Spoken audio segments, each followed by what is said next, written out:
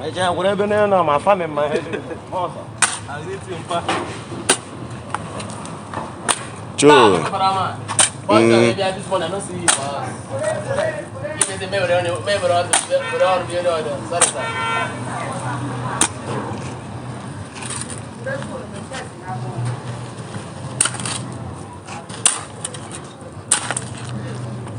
Farming is good.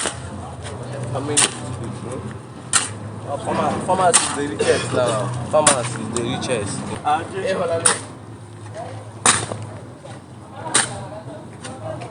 Ikereme. It's a mba mlolo koko. Okpokoro ala.